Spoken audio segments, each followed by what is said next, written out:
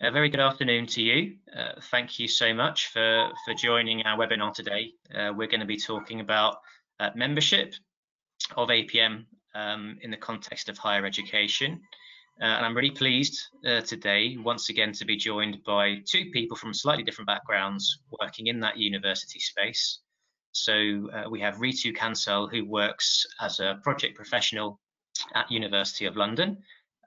We'll hear from Ritu later. And we also have Callum Kidd, who is an academic working at the University of Manchester. So giving those two slightly different perspectives on being a project professional.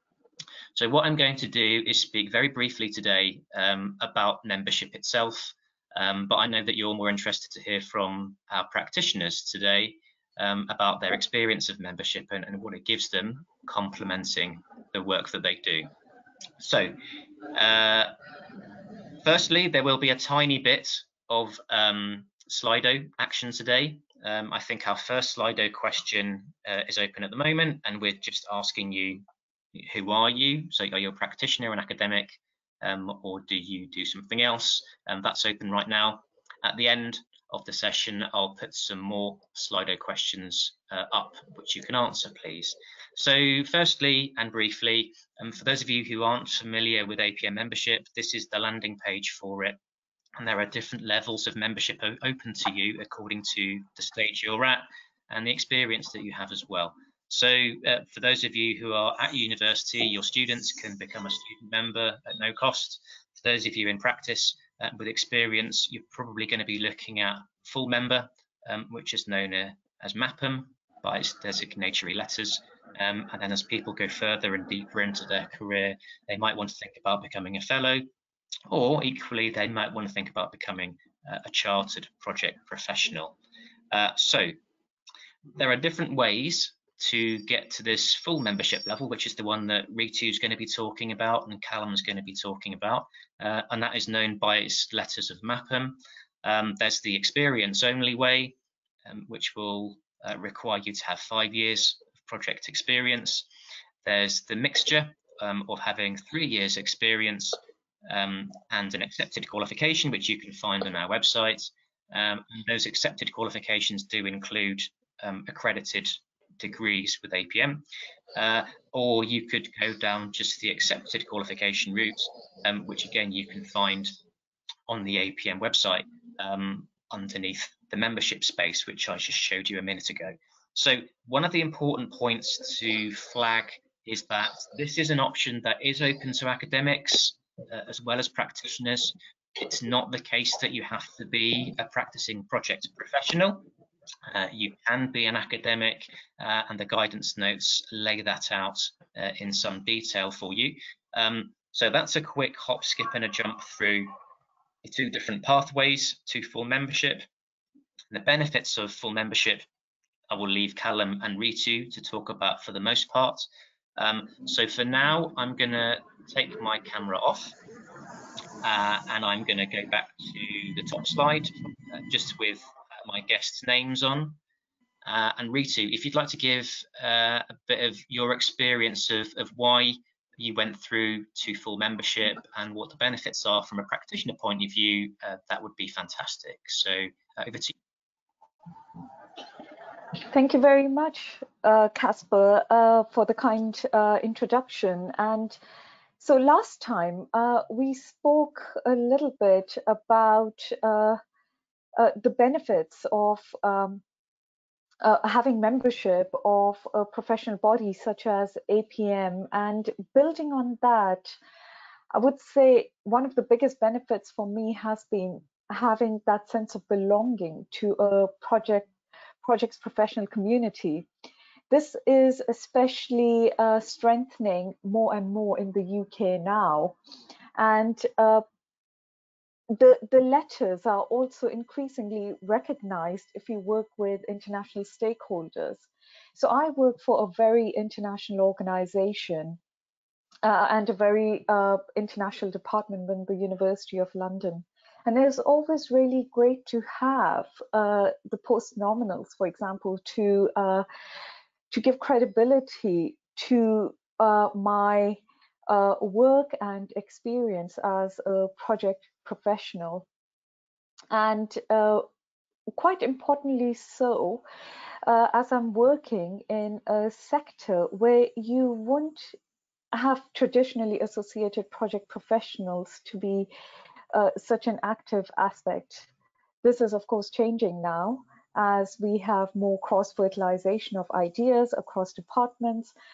I mentioned or at the previous webinar that I work across departments, different project teams on various projects.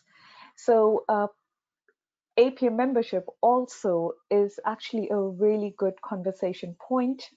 So alerting other project professionals on the resources that are available is always very good, and it's something that we've encouraged when the University of London a more active discussion around the latest project management developments. And I have found APM to be invaluable in that respect. Thanks, Casper. Thanks very much, Ritu, for those introductory words. I should point out, and I should have pointed out, of course, in my introduction, that we are taking questions today from the floor. So I'm sure those of you in the audience, and there are many of you, have got questions that you'd like to ask Ritu, and Callum, when he joins us, he's just running a bit late. Let me ask you another question before we go on, Ritu, and that is around, I guess, project management as a discipline in university. So is it, how has that reputation, that view, evolved over time in your personal experience? That's a great question, Casper, because one of the things I'd like to mention today is that as a discipline, the project management profession has certainly gained a lot of traction over the last couple of years. So project management can be studied as a discipline. So the University of London Federation offers a number of master's programs in project management, especially in the area of construction, and staff and students and generally the public can also choose to study certain modules. In terms of the project professionals within the university itself, we have a community of project practitioners where we come together to discuss lessons learned. We have discussions around certain aspects of project management. So in the past, we've discussed benefits realization, we've discussed project appraisal, and colleagues can suggest topics to be discussed, or it's something that can emerge organically. So those are all traits of a discipline. And I would say, in a nutshell, the project management aspect within the University of London has definitely evolved more and more as a discipline over the last couple of years. Thank you very much. And I think something else that those of us who've worked with or alongside universities have noticed is that in the past, at least, projects have happened in silos. I think so. You might have, an IT project team, you might have an estates project team, you might have a strategic project team. In your experience, is there any kind of bringing together now of those disciplines, or are things still working in a silo-based way?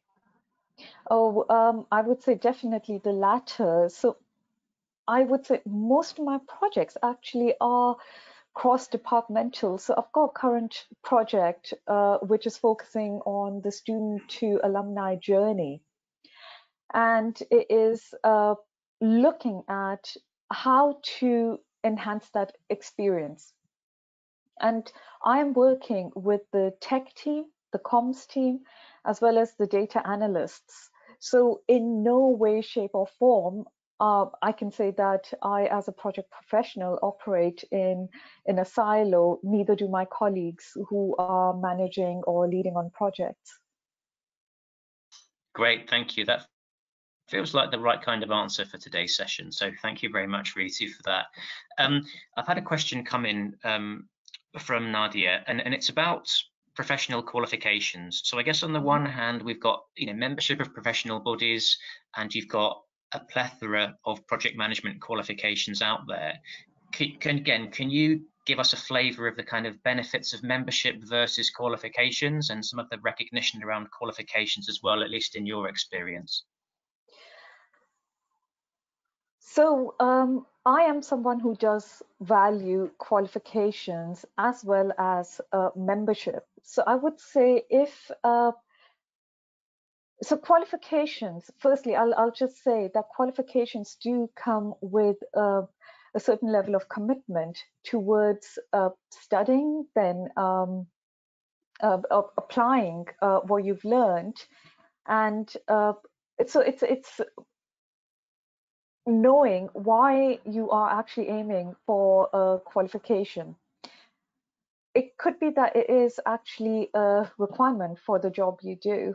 So in which case you would be taking the qualification to fulfill a job requirement, maybe a job you're already in or a job you aspire to get. I went for my project management qualification through APM after I was already in a senior project management role. For me, the benefit was definitely enhancing the methodologies I was using, and to also gain an insight on what was the latest in terms of the thinking as a project manager.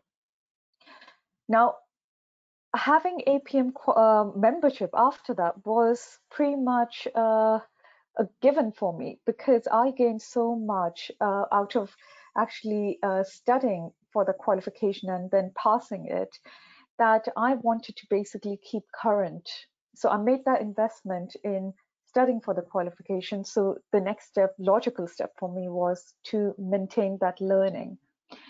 Now, if a qualification is not a requirement for your job and you are basically doing, you're looking at a qualification, but maybe you don't have the time just yet to invest studying for the qualification, I would say membership of APM is excellent to also, again, keep up to date with what is happening in the sector, how you can best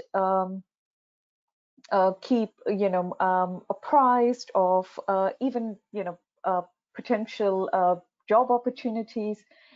For all of that, professional body membership is excellent. And of course, you get to network and meet project professionals from across, industry, which I find really interesting, really invaluable, and always insightful.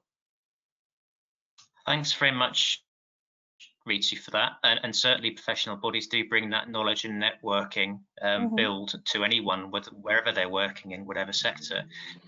So Callum, I thank you very much for joining us this afternoon.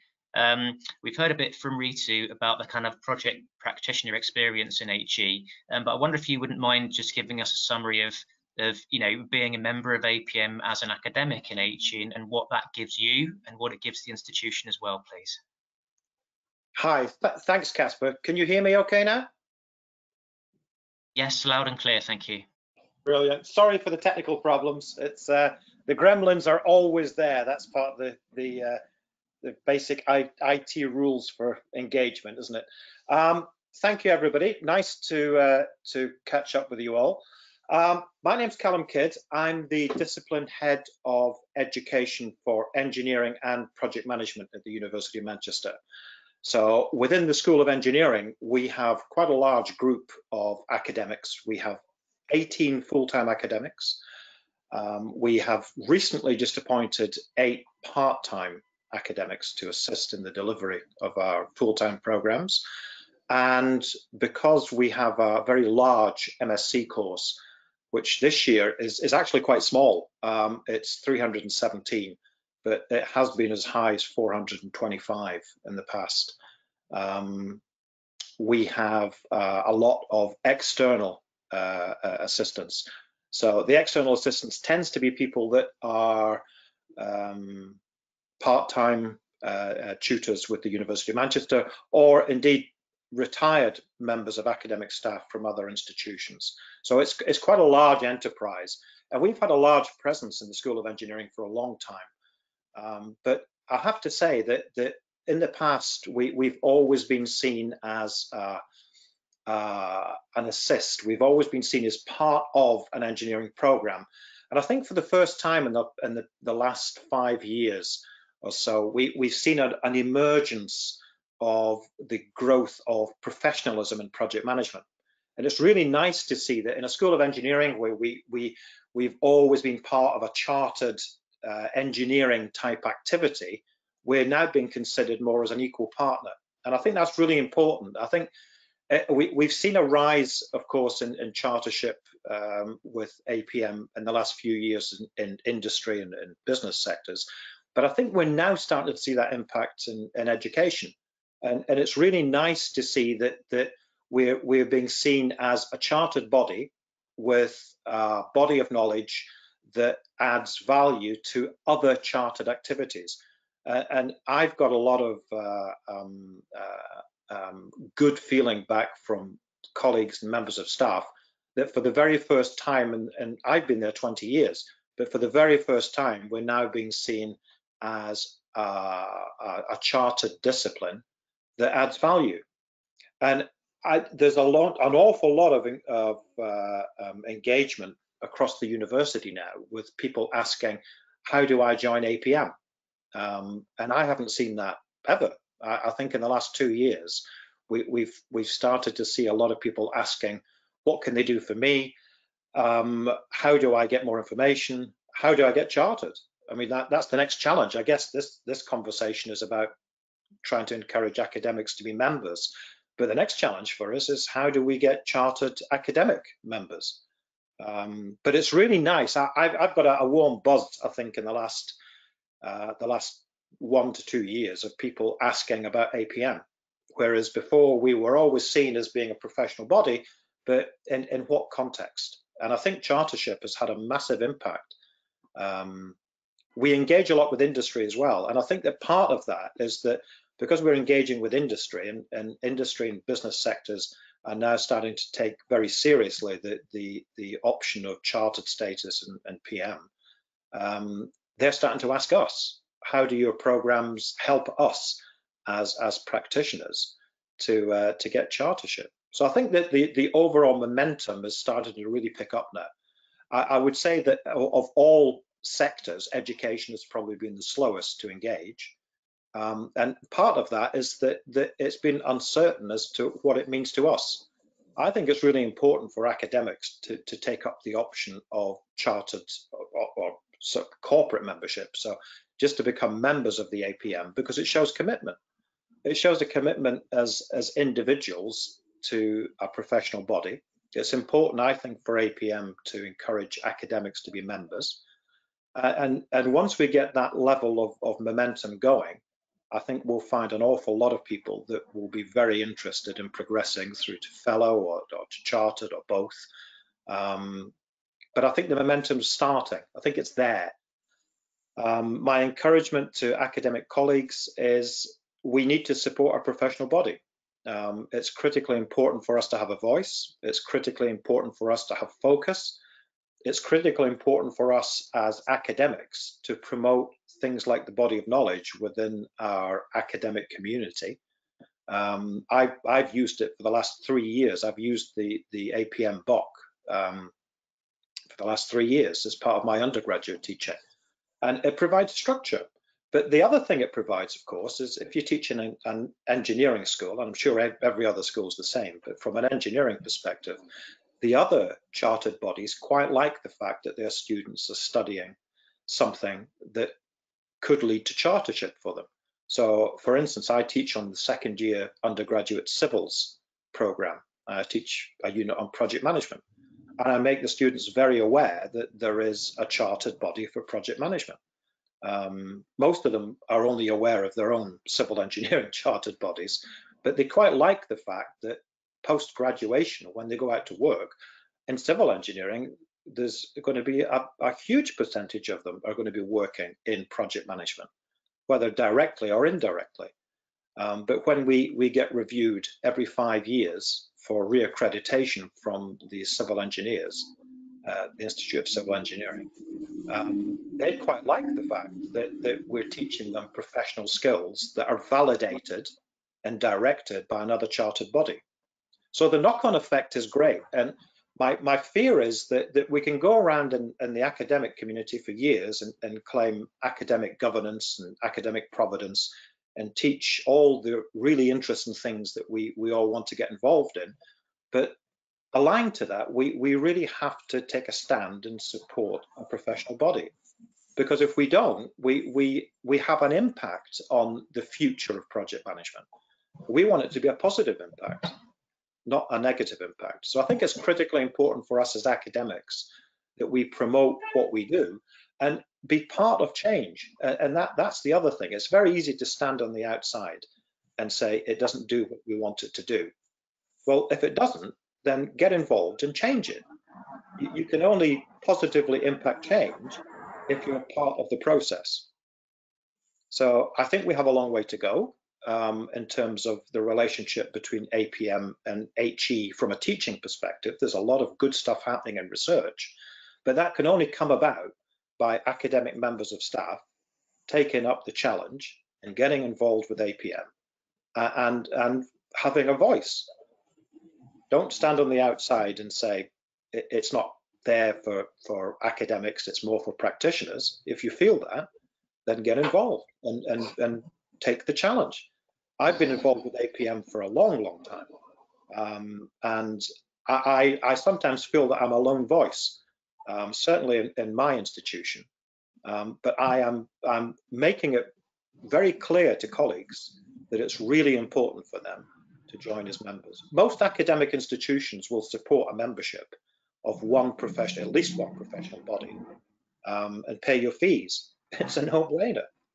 It's something that you should be supporting, and it's something that you should be active in. I guess Callum, thanks very much, Ritu. Over to you.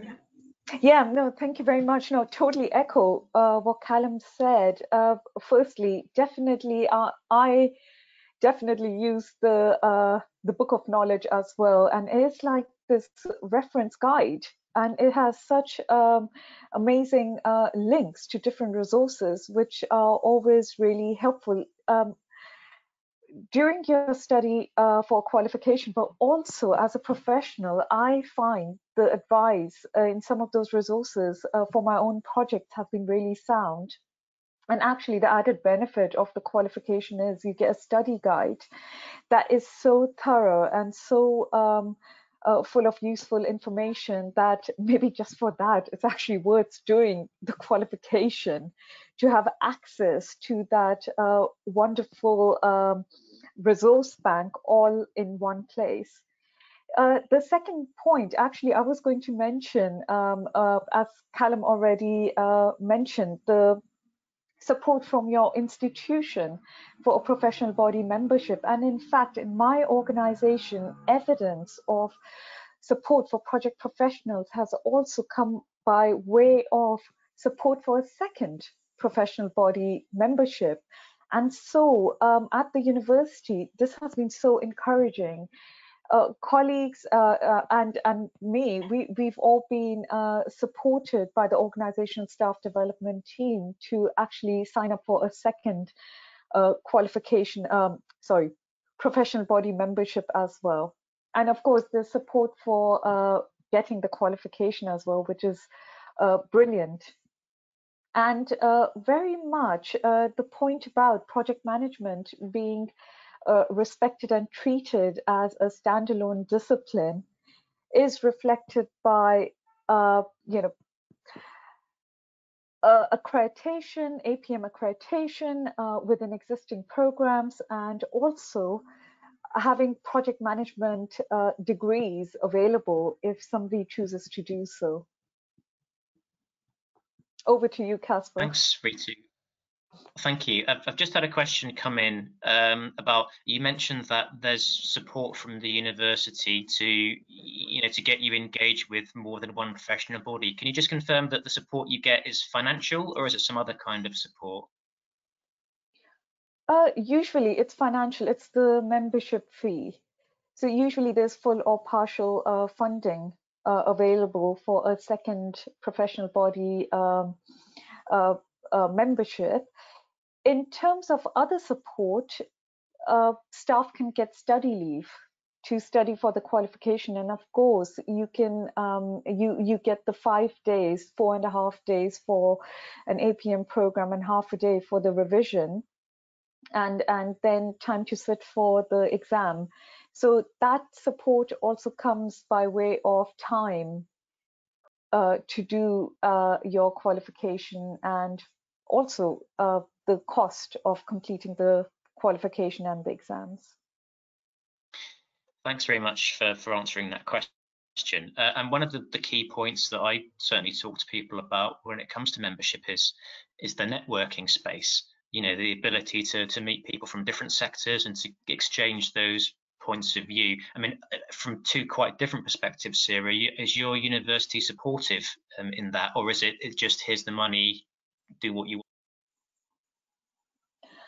I would say definitely supportive. So, and that has taken the shape of attending the Women in Project Management Conference organized by APM. So I've attended a couple of those over the past few years.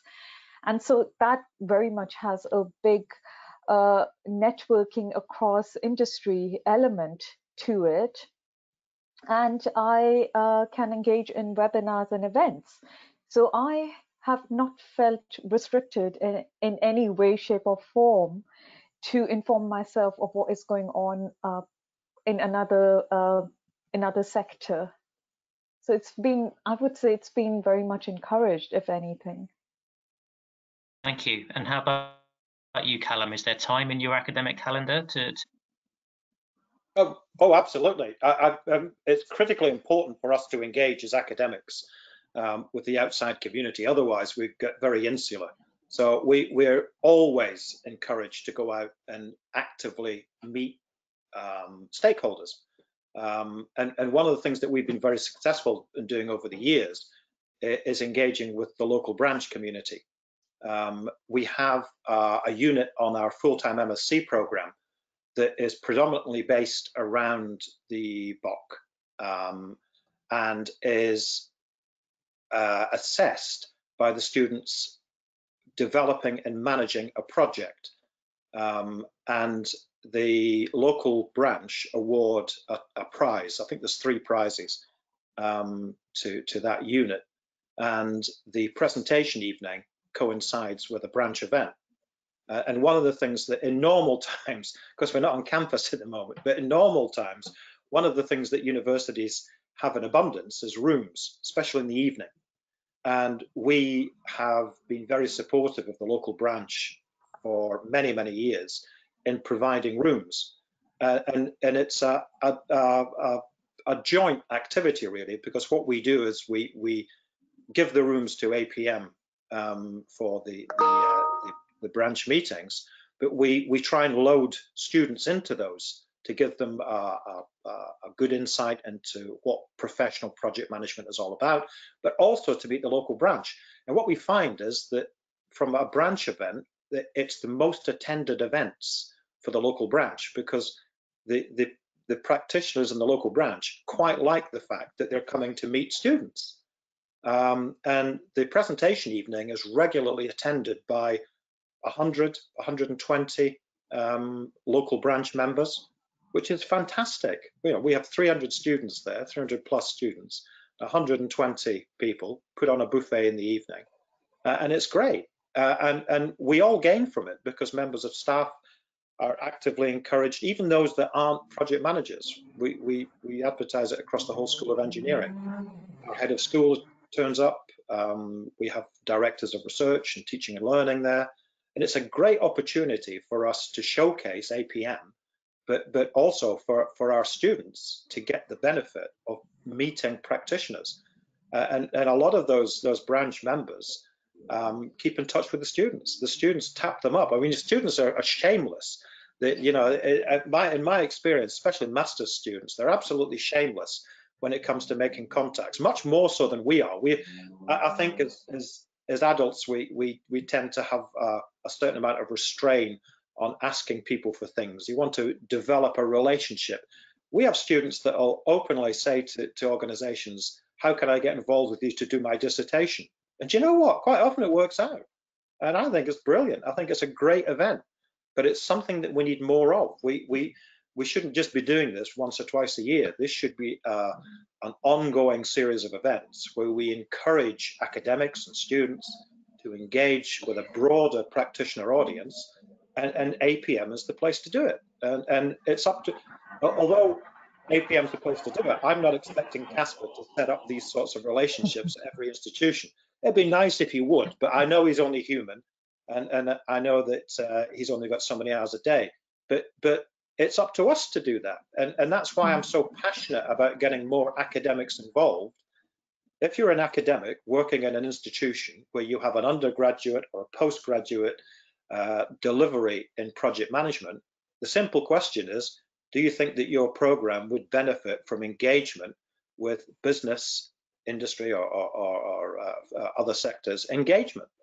And if the answer is yes, then contact Casper or contact Rita or myself or whoever, just to get involved. I'm happy to get involved in as many of these activities as possible, but you use APM as the vehicle to do it. Every program benefits from engagement.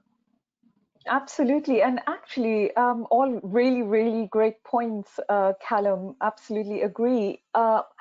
From a strategic and business point of view, talking about contacts, connection, engagement, another aspect is that engaging in the APM fora can probably help other business areas such as apprenticeships. So if you're looking to make contacts cross-industrially, you know, you could potentially meet employer contacts who may wish to engage with the education sector. So that's the other dimension of it. And then the other aspect is employability is extremely important. Now, the skills paper came out a couple of so already a couple of months ago, but it was this year, and that is actually extremely important as an agenda item for universities. You know, employability. Why are we actually engaging in education? And that is to enhance the employability and the skill set of our students. And so with that in mind, I think APM offers a ready forum, a ready place to engage, to actually expand our thinking and opportunities, which would benefit all the stakeholders involved. Yeah, that's and again, it's a good point, Ritu, is that there's many dimensions to what we can do here.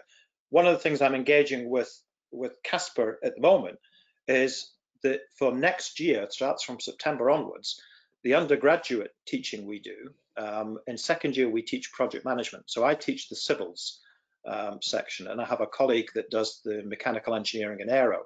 But we're going to use the level 1 assessment as part of that, as a pilot this year. So we're actually going to incorporate the APM education structure into the University of Manchester delivery. And that's the first time we've ever done that. I'm sure that there's other institutions have done it, but it's the first time we've done it. And it just makes sense to us because it engenders a belief in our undergraduate engineering students that project management is a profession. Because I'm very old now, when I first came into the academic system, project management was something that engineers did. So in civil engineering, you were a professional civil engineer and you may manage a project. In aerospace, you were an aerospace engineer that may manage a project. Now the world has changed and we've got project managers that are professionals. You know, there's more and more project managers that come into that profession now that aren't engineers. They are project managers. They've been developed, they've been brought in as graduates into a project management track. And one of the things that we can do in the education system is to have students understand that project management is a career path. It's not something that you might flit in and out of as an engineer. It's something that may be, post-graduation, your future. And I think that aligning ourselves and delivery to APM is really, really important. One of the points I didn't mention previously was that when I said it was a no-brainer for academics to get involved in APM, yes, it is. But the other thing that's a no-brainer is encourage your students to join as student members. The wealth of knowledge, I've had students, mainly overseas students recently, that have come to me and said, you know, you've been harassing me for months to join APM as a student member. We only did it around about Christmas time, but wow, when we joined, we had no idea how much stuff we had access to.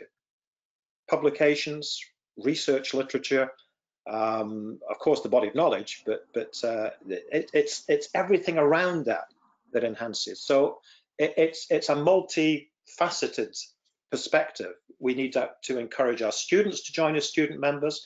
We need to engender a belief in our undergraduates as well as our postgraduates that project management is not a thing that you may do sometime in your life. This is a career track.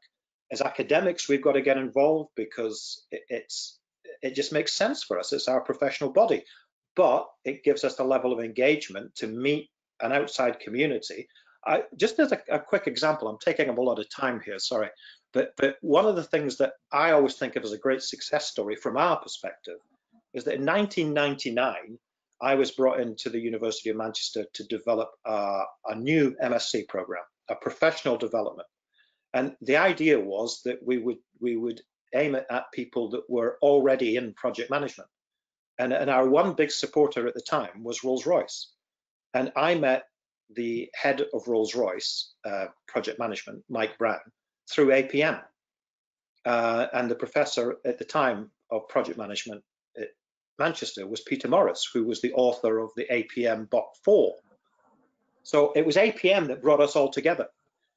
And one of the things that we wanted to do with Rolls-Royce was not just develop a program with Rolls-Royce, but to use engagement. So for us to use one company as a model and then to sell that model to a broader engagement.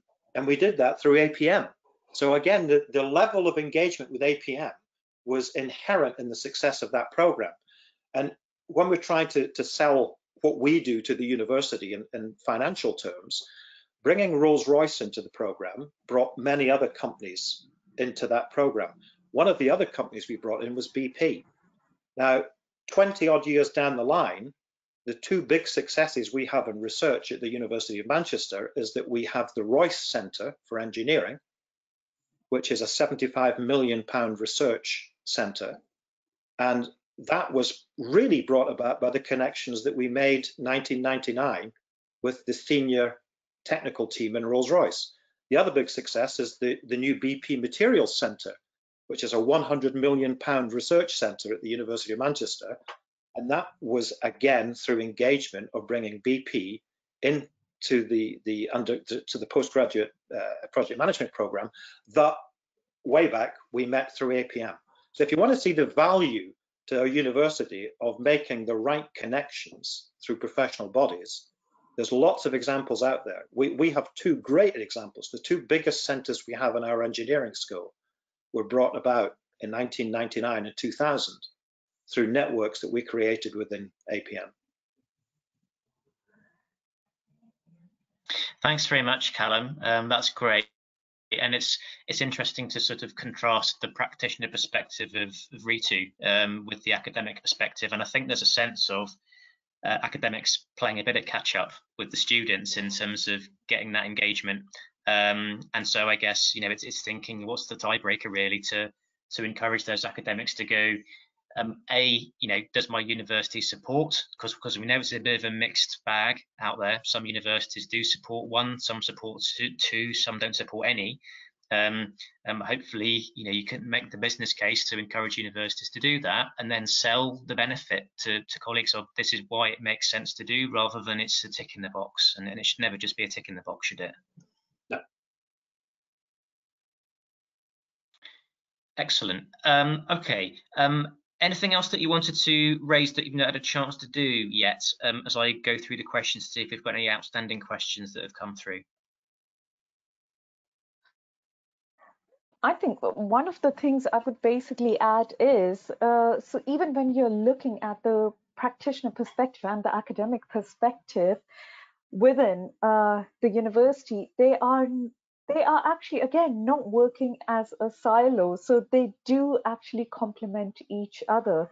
And there's a lot of learning that happens across academia and the profession when the institution. So that's something else that benefits from having the APM community. So APM membership can be the common ground where academics and project professionals come together and they can share their insights. And APM is brilliant for that. Thank you. I've seen a couple of questions come in around chartered status. And Callum, I know that you mentioned CHPP before, and today was really talking a little bit about membership, and we haven't even touched on your fellowship, but a couple of people have asked whether or not they can apply for chartered status without having the project management qualifications. So I'll kind of take the floor for a second here, and then you can chip in with anything that you want to add. So the two people who've asked, yes, you can apply for chartered status without holding professional qualifications, whether they're APM ones or other ones. That's basically an experiential pathway. So you can, as long as you can evidence against the requirements of the charter standard, you don't have to hold a qualification. I think more people coming out of education now want to go down the qualification plus experience route, but it's not essential. So on our website, there's a chartered standard tab, and that's got lots of information about what's required, how you can get into it, the fact that it's not just one way. So do take yourself off to apm.org.uk, click on the Chartered Standard tab, which is 3 from the left, and that will explain all the different ways that you can go down the chartered route. So you don't need a qualification, you don't even need to be a member, although nearly everybody is. There are different pathways, so we try and make it as inclusive as possible. But Callum, probably a time to, I guess, talk about fellowship. Why fellowship for you over membership? What's the benefit for you of doing that? Is it the credibility piece? Is it something? Yeah, I think there's a number of different ways to look at it. I personally, I wanted to do fellowship because it meant something to me. It was recognition that my journey had reached a point where there was something that would reward me in terms of my experience and contributions, and it meant a lot to me. I have to say, it was something that I was very proud of. But also it's a longer term commitment within the institution to say to people that first of all, we want to encourage you to be members of APM, but as an academic, that there is a pathway for you to achieve fellowship. A lot of the people that we worked with to develop the course way back in 99, 2000 were fellows of APM. And in industry, it's a recognized contribution to an organization's capabilities, that people have a number of fellows involved in activities. And I think as academics, we kind of put ourselves into a silo of that, because we're not practitioners and we're not the eminent people within major business organizations, then fellowship isn't open to us. But that's just simply not true. And there are many academics that have achieved a really high level of contribution to project management. And if you are in that category and you feel that your publications and your research and your broad teaching capabilities are major contributions, then go for it. It's enlightening. I did it sort of 50-50 expecting that I would be told that my contributions weren't as broad as we would expect, and I thought that there would be a process of further communication, but I was really happy to get quite a detailed response back of where the panel felt my contributions were worthy of fellowship, and I was extremely proud of it. So there's the self perspective that it verifies that what you've done over the years is worthy to a professional community. But on the other side, that there's also the leadership perspective that as an institution, I think that there's 2 or 3 of my colleagues that should qualify for membership, and I want to help them on that journey as well. So it's not just the membership aspect, it's working towards something that recognizes contribution. And I think that's really important, especially as a professional body. It shouldn't just be about membership is the baseline. Membership is that you've achieved enough to qualify along with your peers in the practitioner community, and that's really important as well. Is that it's a leveler. It demonstrates that as an academic, you have an equal contribution to project management as a member, but use that as your baseline and start to think ahead. I've openly said in the last couple of months in people's professional development reviews at the university that you should be starting to think about fellowship over the next 2 years. Work towards it. Look at the criteria and think where you are now and where you need to be a fellow of APM.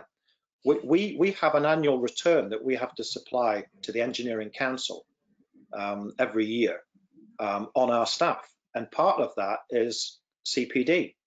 Part of that is what organizations are you a member of, what other organizations, chartered organizations, are you a chartered member of, and every year what do you see as being your challenge for the next year. And I've made a big deal in the last 12 months of getting people to think about applying for fellowship in the next 12 to 24 months. And look at the criteria, break them down, see where your strengths are, find out where your potential weaknesses are, and work to them. But it's an enlightening experience, but it's something that I think a lot of academic colleagues are qualified to take on. I think that's really encouraging, Callum, for professional practitioners as well. I think I might be tapping on your shoulder as a critical friend for the CHPP. But No, absolutely. Yeah, because actually that element of, having a baseline, but always having something to aim for, or something there for yourself to measure progress, is so important, and something definitely that I value in my own professional development as well. And then even from the minimum baseline, having mutual professional recognition where you know that you are amongst quote unquote friends, where they understand what it means to be a project manager, that you are a professional, it is a career. And so at least you know that you have the community you can trust to acknowledge that. That's true. I'll tell you an interesting perspective as well, is that as academics, we work in an academic community where most of the academic teams are PhDs. So if you were to go to an organization and people were to perceive you, if you said to somebody as part of a presentation, I have a PhD in project management, they kind of look at you like, okay, because all of a sudden now you've told them that you're an academic. If as part of your slide you have fellow of APM on it, you instantly get a different reaction from people, because they don't see you as a project management academic anymore. They see you as a project manager. And I think that's one of the great levelers of a professional qualification, that it takes you as an academic, it takes me away from the academic environment. So they don't see you as a boffin anymore. They don't see you as some guy that's going to baffle them with theory. All of a sudden now, when they see academic credentials after your name, they forget that you're a PhD. They forget the fact that you're an academic.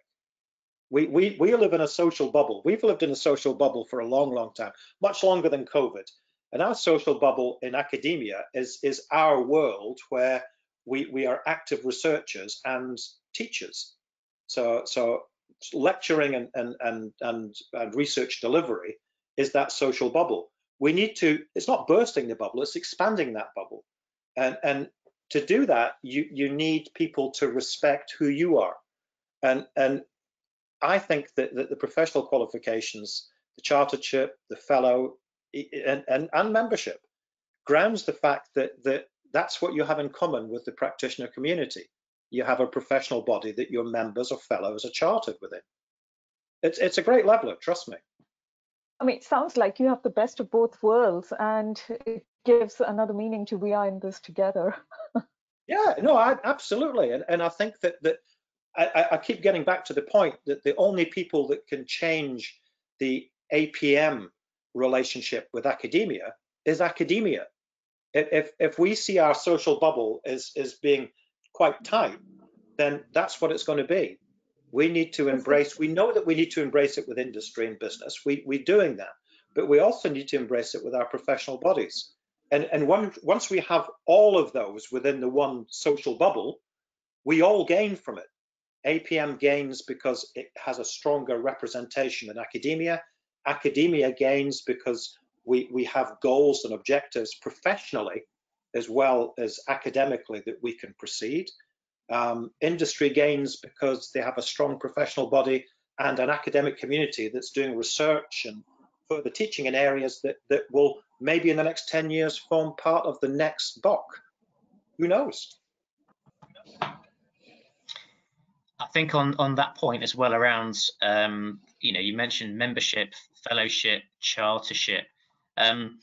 Someone's asked me in the chat, is there a direct route to fellowship for more experienced colleagues? And just as is the case with membership and chartered status, there's more than one way to get to fellowship as well. So most people would go through the membership route first, and then they would go on to fellowship after that. But that's not mandated.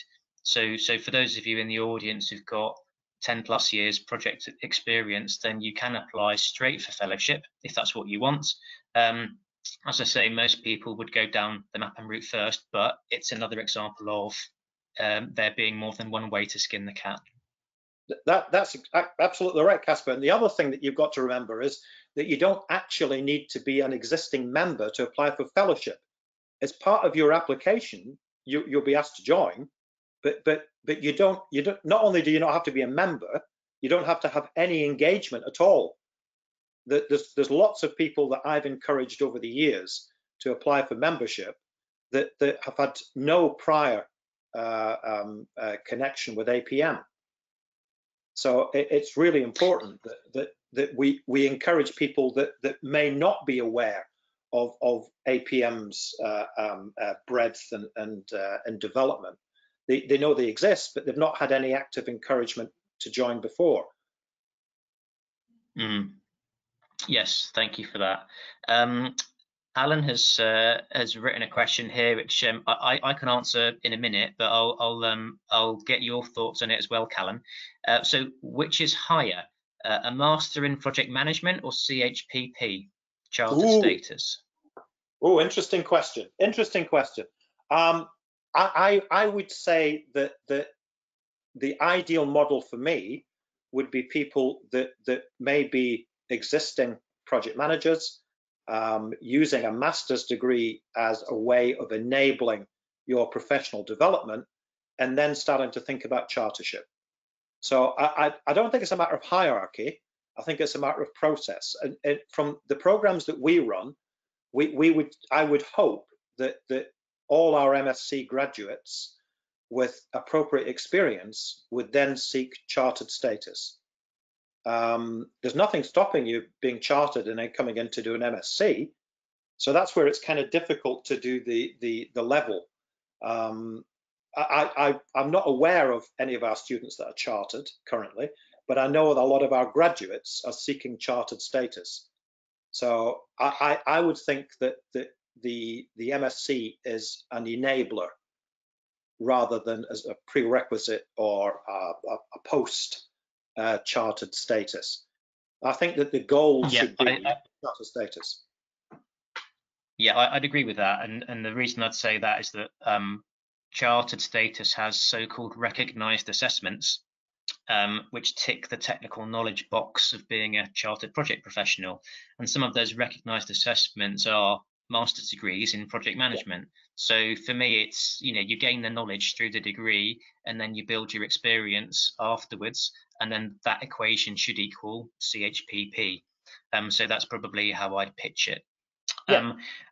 It's time for me just to say that I've got another question open on Slido, which is really asking you as the audience, what's your key takeaway from today?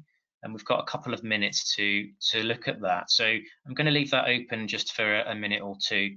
And then the final question I will be asking you, I beg your pardon, is what other content you would like to see. Now, I think we've gone through most of the questions in the chat today, but if there's another angle that we haven't covered, there will be the open poll coming up in a sec, and you can tell us what you'd like to see, whether that's something relating to academia, something relating to another aspect of membership, or indeed anything else that you haven't seen on our webinar program. And I think, picking up one of your points, Callum, the webinar program will continue, but I think we are interested to see, you know, when we can start doing some live events in the second half of the year. We'll be driven by the usual guidance on that, but there's certainly appetite to run some events like that. But when is the question that no one's got the answer to right now. Okay, so I've opened up the final question, which is, what other content would you like to see? That could relate to today, it could relate to another aspect of the profession that you're familiar with or would like to know more about. While I let you do that, Callum and Rita, I just want to thank you both very much for taking time out of your busy schedules today to give us the benefit of your wisdom from two quite different perspectives, but perspectives which are very complementary as well. It's been a pleasure. Thank you, Caspar. And of course, Callum, wonderful to hear your insights. And I am sure I am going to be coming to you with a couple of questions. Excellent. I look forward to it, Rita. We're a double act. We're a double act, Rita. Best of both worlds.